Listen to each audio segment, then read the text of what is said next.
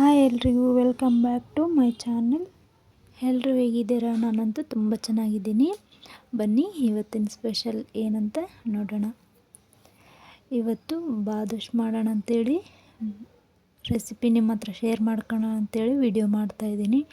ಏನಕ್ಕಪ್ಪ ಬಾದುಷ್ ಮಾಡ್ತಾಯಿದ್ದಾರಂತ ನಿಮಗೆ ಡೌಟ್ ಬಂದಿರ್ಬೋದು. ತಮ್ಮನೇಲಿ ನೋಡಿದ್ರೇ ಅರ್ಥ ಆಗಿರುತ್ತೆ ನಿಮಗೆ. ಹೌದು, 53 ಸಬ್ಸ್ಕ್ರೈಬರ್ಸ್ ನನಗೆ ಆಗಿದ್ದಾರೆ. ಸೊ ಅದಕ್ಕಾಗಿ ಚಿಕ್ಕ ಸೆಲೆಬ್ರೇಷನ್ ಮಾಡ್ತಾಯಿದ್ದೀವಿ. ಬಾದುಷನ್ನು ಮಾಡ್ತಾಯಿದ್ದೀನಿ. ಇಲ್ಲಿ ನಾನು ರೆಸಿಪಿನ ಹೇಳ್ತೀನಿ. ನಾನು ನೋಡಿ ಇಲ್ಲಿ ಒಂದು ಬೌಲ್ ತೊಗೊಂಡಿದ್ದೀನಿ. ಬೌಲಲ್ಲಿ 1.5 ಕಪ್ಪಷ್ಟು ಮೈದಾ ಹಿಟ್ಟು, ಚಿಟಿಕೆ ಉಪ್ಪು ಮತ್ತು ಅರ್ಧ ಸ್ಪೂನ್ ಸಕ್ಕರೆ, ಹಾಗೆ ಅರ್ಧ ಸ್ಪೂನ್ ಅಡುಗೆ ಸೋಡಾ ಮೂರನ್ನು ಮಿಕ್ಸ್ ಮಾಡ್ಕೊಳ್ತಾ ಇದ್ದೀನಿ. ಮೈದಾ ಹಿಟ್ಟಲ್ಲಿ ಹಾಕಿ ನೋಡಿ ಈ ಥರ ನಾನು ಸ್ಪೂನಿಂದ ಕಲಿಸ್ಕೊಳ್ತಾ ಇದ್ದೀನಿ. ಚೆನ್ನಾಗಿ ಸ್ಪೂನಿಂದನೇ ಕಲಿಸ್ಕೊಳ್ತಾ ಇರಬೇಕು. ನೋಡಿ ಈ ಥರ ಕಲಿಸ್ಕೊಳ್ಬೇಕು.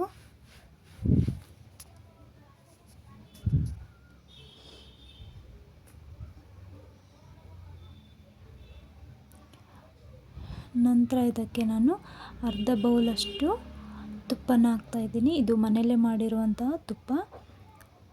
ಅರ್ಧ 2 ಸ್ಪೂನಿಂದ ಆದರೆ 2.5 ಸ್ಪೂನಷ್ಟು ತುಪ್ಪನ ಹಾಕ್ಕೊಂಡು ನಾನಲ್ಲಿ ಕೈಯಿಂದ ಚೆನ್ನಾಗಿ ಕಲಿಸ್ಕೊಳ್ತಾ ಇದ್ದೀನಿ. ಕೈಯಿಂದ ಅಂದರೆ ಬೆರಳಿಂದ ಮಾತ್ರ ಕಲಿಸ್ಕೊಳ್ಬೇಕು. ಕೈಯಿಂದ ನಾದಬಾರ್ದು. ಜಸ್ಟ್ ಬೆರಳಿಂದನೇ ಚೆನ್ನಾಗಿ ಕಲಿಸ್ಕೊಳ್ಬೇಕು. ನೋಡಿ ನಾನು ಯಾವ ಥರ ಬೆರಳಿಂದ ಕಲಿಸ್ಕೊಳ್ತೀನಲ್ಲ ಅದೇ ಥರನೇ ಕಲಿಸ್ಕೊಳ್ಬೇಕು. ಇದು ಕೈಯಿಂದ ಹಿಟ್ಟನ್ನು ಈ ಥರ ಅಂದರೆ ಉಂಡೆ ಕಟ್ಟಿರಬೇಕು. ಉಂಡೆ ಕಟ್ಟಕ್ಕೆ ಬರ್ತಿಲ್ಲಪ್ಪ ಅಂದರೆ ಅದರಲ್ಲಿ ಇನ್ನೂ ಸ್ವಲ್ಪ ತುಪ್ಪ ಹಾಕ್ಕೊಂಡು ಕಲಿಸ್ಕೋಬೇಕು. ನಂತರ ಇದಕ್ಕೆ ಅದೇ ಬೌಲಲ್ಲಿ 2ರಿಂದ 3 ಸ್ಪೂನ್ ಆಗೋಷ್ಟು ಮೊಸರನ್ನ ಹಾಕ್ಕೊಂಡು ಮಿಕ್ಸ್ ಮಾಡ್ಕೊಳ್ತಾ ಇದ್ದೀನಿ. ನೋಡಿ ಈ ಥರ ಬೆರಳಿಂದನೇ ಮೊಸರನ್ನ ಹಾಕಿ ಮಿಕ್ಸ್ ಮಾಡ್ಕೊಳ್ಬೇಕು. ಯಾವುದೇ ಕಾರಣಕ್ಕೂ ಕೈಯಿಂದ ನಾದಬಾರ್ದು. ಜಸ್ಟ್ ಬೆರಳಿಂದನೇ ಕಲಿಸ್ಕೊಳ್ತಾ ಇರಬೇಕು. ಸ್ವಲ್ಪ ನೀರು ಹಾಕ್ಕೊತ ಮತ್ತು ಕೈಯಿಂದ ಕಲಿಸ್ಕೊಳ್ಬೇಕು ಚೆನ್ನಾಗಿ.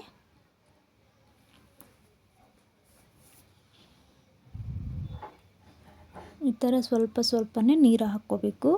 ಜಾಸ್ತಿನೂ ಹಾಕೋಕ್ಕೆ ಹೋಗ್ಬಾರ್ದು. ನಾವು ಕಲಿಸ್ತಾ ಇರ್ತೀವಲ್ಲ ಆವಾಗ ಆ ಹಿಟ್ಟಿಗೆ ತಕ್ಕಷ್ಟು ಸ್ವಲ್ಪನೇ ನೀರು ಹಾಕ್ಕೊಂಡು ಚೆನ್ನಾಗಿ ಹಿಟ್ಟನ್ನು ಮಿಕ್ಸ್ ಮಾಡ್ಕೋಬೇಕು. ನೋಡಿ ಫ್ರೆಂಡ್ಸ್, ಸ್ವಲ್ಪ ನೀರು ಹಾಕಿ ಕಲಿಸ್ಕೊಂಡ್ವಲ್ಲ ಈ ಥರ ಆಗುತ್ತೆ. ಚಪಾತಿ ಹಿಟ್ಟಿನ ಥರನೇ ಆಗುತ್ತೆ. ನೋಡಿ ಈ ಥರ ಸ್ವಲ್ಪ ಆ ಕಡೆ ಗಟ್ಟಿ ಆಗಬಾರ್ದು, ಈ ಕಡೆ ತೆಳುವೂ ಆಗಬಾರ್ದು, ಮೀಡಿಯಮ್ ಆಗಿ ಇರಬೇಕು. ಆಮೇಲೆ ಇದಕ್ಕೆ ಒಂದು 15 ಮಿನಿಟ್ಸ್ ರೆಸ್ಟ್ ಕೊಡಬೇಕು. ಅಷ್ಟರಲ್ಲಿ ನಾವು ಸಕ್ಕರೆ ಪಾನಕ್ಕೆ ರೆಡಿ ಮಾಡ್ಕೊಳ್ಳೋಣ. ಇಲ್ಲಿ ನಾನು 1 ಕಪ್ಪಷ್ಟು ಸಕ್ಕರೆ ತೊಗೊಂಡಿದ್ದೀನಿ. ಅದೇ ಕಪ್ಪಿಂದ ಅರ್ಧ ಕಪ್ಪಷ್ಟು ನೀರು ಹಾಕ್ಕೊಂಡು ಲೋ ಫ್ಲೇಮಲ್ಲಿಟ್ಟು ನಾನು ಸಕ್ಕರೆನ ಕರಗಿಸ್ತಾ ಇದ್ದೀನಿ. ನೋಡಿ ಈ ಥರ ಕರಗಿಸಿ ಪಕ್ಕಕ್ಕೆ ಎತ್ತಿಡಬೇಕು.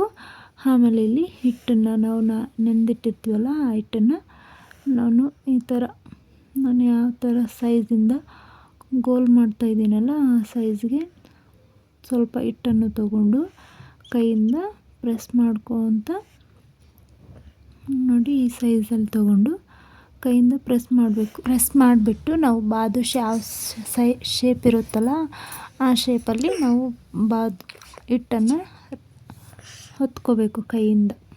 ನೋಡಿ ಈ ಥರ ಬೆರಳಿಂದ ಆ ಥರ ಹಿಟ್ಟನ್ನು ಬಾದುಷ್ ಶೇಪಲ್ಲಿ ಮಾಡಿಕೊಂಡ್ರೆ ನಮಗೆ ಬಾದುಷ್ ರೆಡಿನೇ ಆಗುತ್ತೆ.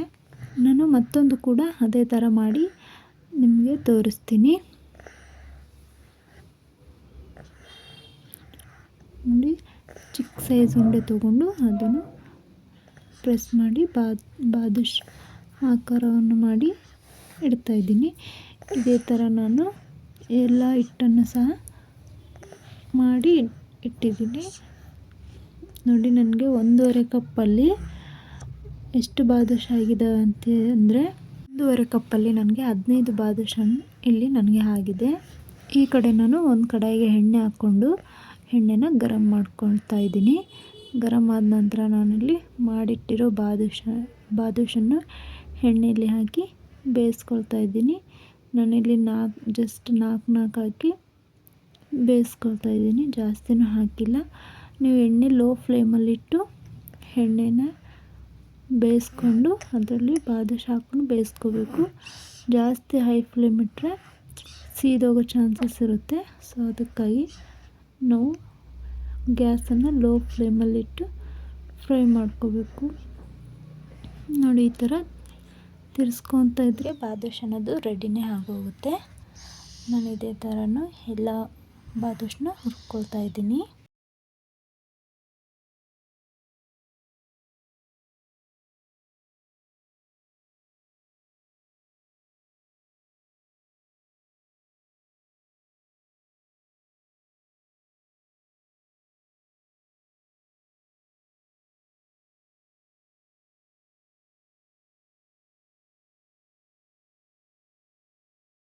ನೋಡಿ, ಎಲ್ಲ ಬಾದುಷನ ನಾನು ಹುರ್ಕೊಂಡಿದ್ದೀನಿ.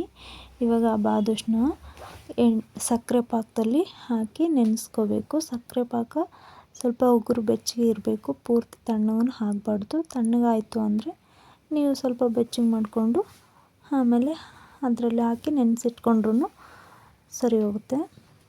ಇಷ್ಟೇ ನೋಡಿ ಫ್ರೆಂಡ್ಸ್, ಇವತ್ತಿನ ರೆಸಿಪಿ. ಬಾದುಷ್ ಹೇಗೆ ಬಂದಿದೆ ಅಂಥೇಳಿ ಕಾಮೆಂಟ್ ಮಾಡಿ. ಫಸ್ಟ್ ಟೈಮ್ ಮಾಡಿರೋದು, ತುಂಬ ಅಂದರೆ ತುಂಬ ಚೆನ್ನಾಗಿ ಬಂದಿದ್ದಾವೆ ಫ್ರೆಂಡ್ಸ್. ಈ ವಿಡಿಯೋ ಏನಾದರೂ ಇಷ್ಟ ಆದರೆ ಪ್ಲೀಸ್ ಸಪೋರ್ಟ್ ಮಾಡಿ, ಎಲ್ಲರೂ ಸಬ್ಸ್ಕ್ರೈಬ್ ಮಾಡ್ಕೊಳ್ಳಿ.